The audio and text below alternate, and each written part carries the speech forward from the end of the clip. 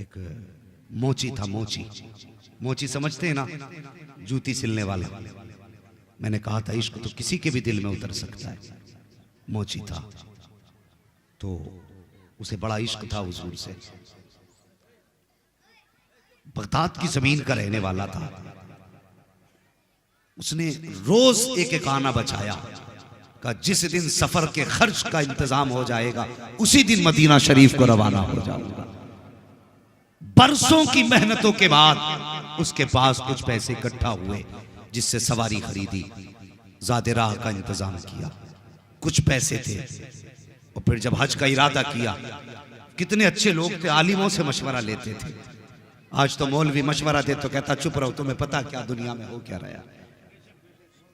ये कह के मौलवियों को चुप करा दिया जाता है, तुम्हें क्या पता दुनिया में क्या हो रहा है। खुदा की कसम जितना ये जानते हैं इतना साइंसदान भी नहीं जानते। हाँ, ये मुस्तफा के वारिस हैं, ये मुस्तफा के वारिस हैं।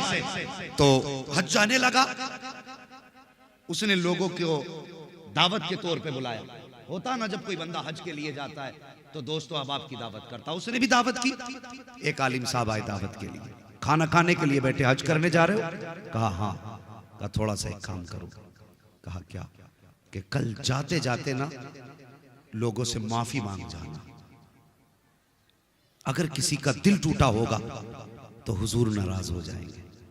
कभी हमें ख्याल आया हम हज को जा रहे हैं, माँ की खैरियत पूछी कि नहीं पूछी?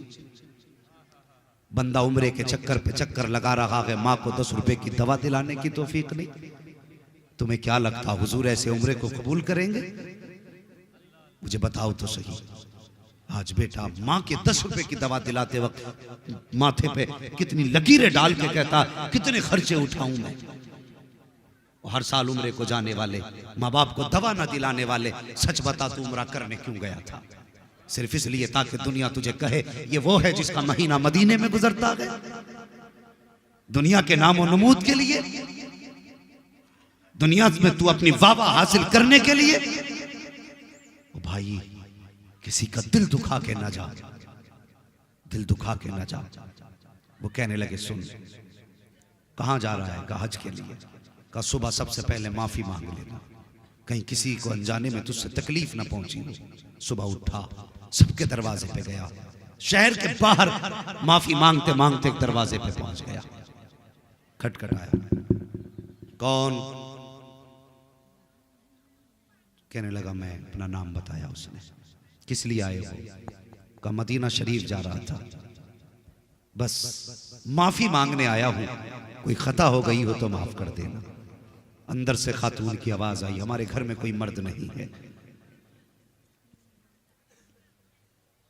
तो ये सुन के आप कहने लगे क्या हुआ मर्दों को? तो उसने कहा ये ना पूछ, तेरे सवाल का जवाब मिल गया, चला जा। वो वापस पलटा ना तो उसे गोश्त की खुशबू आई। वापस आया, कहने लगा थोड़ा सा गोश्त मिलेगा? अल्लाह अकबर, थोड़ा सा गोश्त मिलेगा? खातून की अंदर से आवाज आई, हो जाने वाले, ये गोश्त तेरे लिए हराम है, हमारे लिए हलाल है। तेरे लिए हराम है, मेरे लिए हलाल है। अल्लाह अकबर। बस वहीं उस हाजी का दिमाग रुक गया। कहने लगा कलमा हुजूर का पढ़ती हो? कहा हाँ। मुसलमान हो? हाँ। कहा फिर जब शरीयत एक है तो फिर हुक्म एक क्यों नहीं? उसने कहा ये ना पूछ, वापस चला जा। उसने कहा बताओ तो सही, आखिर इसमें क्या राज है? खातून कहने लगी सुन, ये जो गोश्त बन रहा है ना, ये मुर्दा जानवर का गोश्त है और शरीयत में किसी को बिला उज़्र के मुर्दार को खाना हराम है, लेकिन अगर जान पे बनाई हो तो फिर मुर्दार खाने की शरीयत इजाजत देती है। इतना खाने की इजाजत है जिससे जान बच जाए। वो आने वाले मुसाफिर, मेरी घर के अंदर बेटियां जवान है, घर में कोई कमाने वाला मर्द नहीं है, कई दिन का फाका हो गया।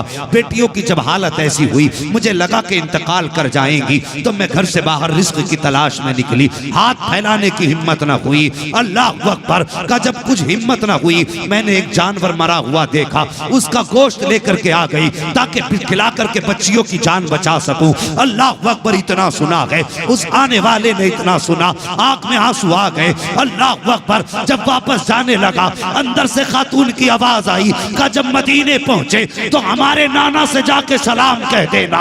जब लफ्ज़ नाना सुना है, पैर रुक गए जाने वाले के। उसने इरादा तर्क किया जाने का, अपने घर आया, आंख में आंसू भरे, जितना ज्यादा राह था सारा बेच दिया, जो सवारी थी वो भी बेच दी, सारा पैसा लेकर के सुबह की सैयदों की चौखट पे आया और आने के बाद दस्तक दी, दरवाजा खुला, चुपके से हाथ बढ़ाया, कहता सैयदा ये तोहफा कबूल कर लो। का ये क्या है? का जो हज को जा रहा था वो पैसा लेकर के आ गया हूँ। सैयदा ने कहा था क्या हज को नहीं जाएगा?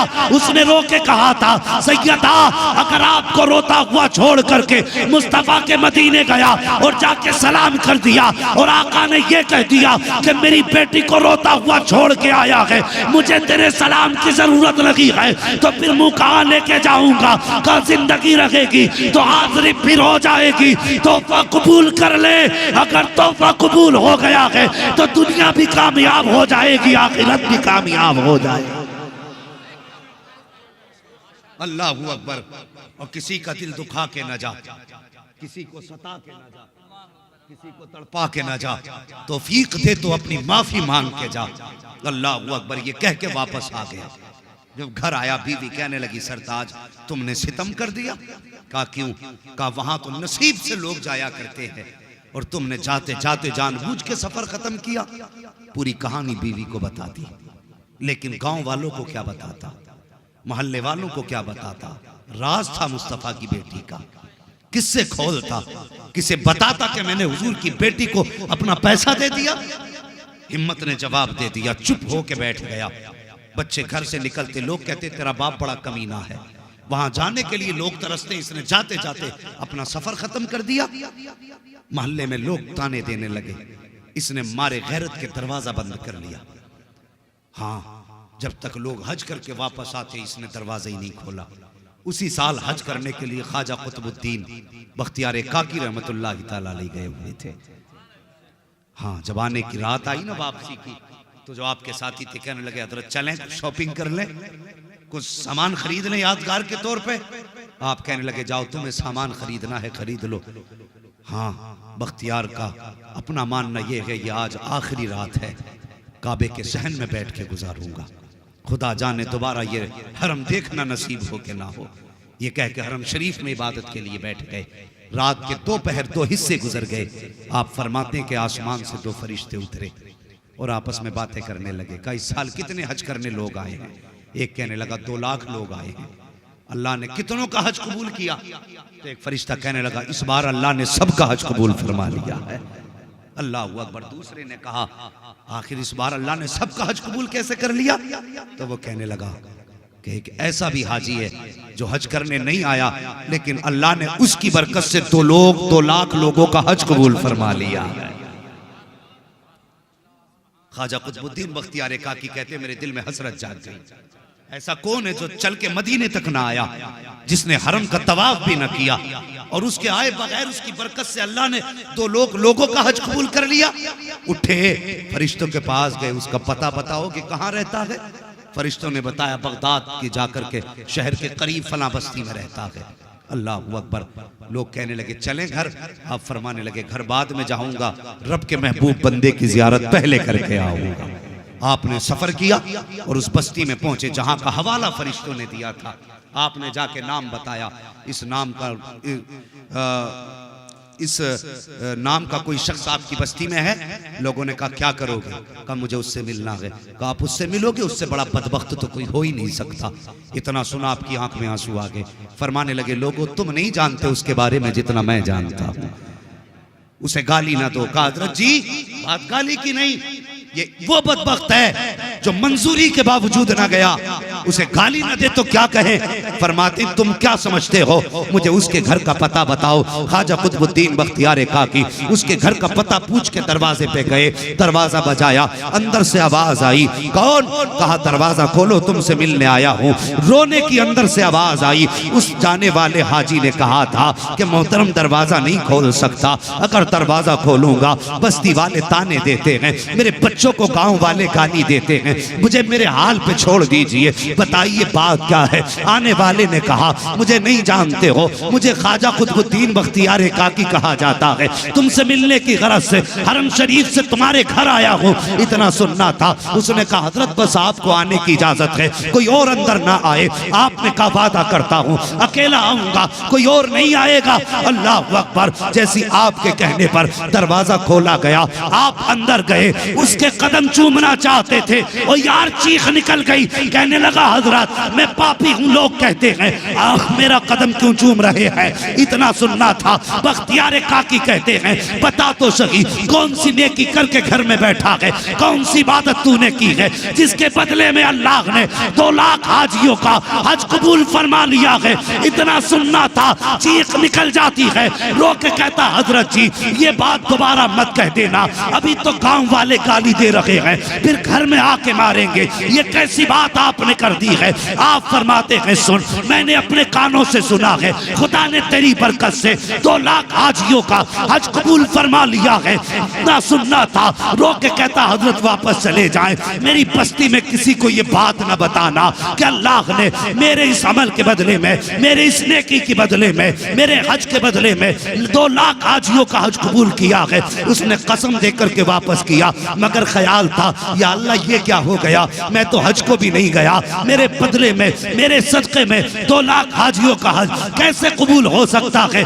ये सोचते सोचते आंख लगी है, ख्वाब में मुस्तफ़ा तशरीफ ले आते हैं। अजीब मंजर था, एक बादल मदीने की जमीन से उठा और गुलाम के आंगन में बरसा, और नूर की बरसात में जो चांद चमका था, दुनिया अब्दुल्ला का लाडला कहती है, फातिमा का बाबा कहती है, जैसी वो चांदनी छटी है, हुजूर का जलवा सामने था। गुलाम बिस्तर से उठा, कदम पकड़े, मदीने वाले आने की जहमत कैसे की है, हुजूर इशारा कर देते, मैं उड़ के आ जाता। मुस्तफा फरमाते हैं तूने हज जाते वक्त अपने हज का सारा पैसा मेरी बेटी के कदमों पे लौटा दिया, और जब बख्तियार काकी ने बताया तुझे यकीन नहीं आ रहा था, सुन उसकी बात की गवाही देने मदीने से मोहम्मद चल के खुद तेरे घर तक आ गया है।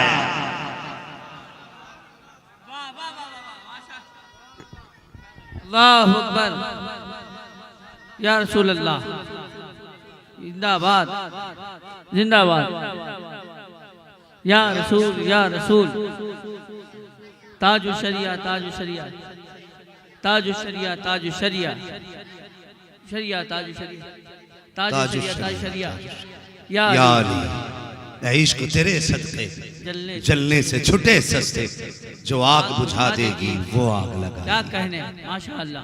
क्या ये इश्क की आग लगी है हमें? और कभी हम उठ के रोए तो कभी बिजनेस के लॉस पे रोए, कभी हम रोए तो किसी नुकसान पे रोए, कभी हम रोए तो फसल की बर्बादी पे, कभी हम रोए तो अपनी खेती के नुकसान पे रोए। और यार कभी उठ के मदीना शरीफ की याद में रो लिया कर, कभी हुजूर के मदीने की याद में रोया कर। खुदा की कसम जिस दिन ये इश्क पैदा हो गया ना, खुली आंखों से तुझे मदीने वाले मुस्तफ़ा का दीदार हो जाएगा, हुजूर का दीदार घर बैठे बैठे हो जाएगा। हाँ, ये वो लोग थे जिन्होंने बिन देखे हुजूर से इश्क किया, जिन्होंने बिन देखे हुजूर से प्यार किया।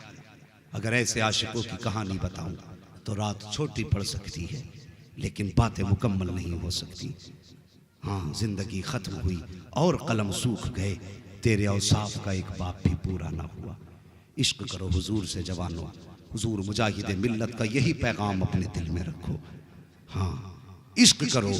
कुछ बस्तियां ऐसी होती हैं जिनमें जाओ तो इश्क की महक खुद ब खुद आने लगती है। हाँ, कभी धामनगर शरीफ जाओ तो ऐसा लगता है जैसे इश्क का लोबान सुलग रहा है।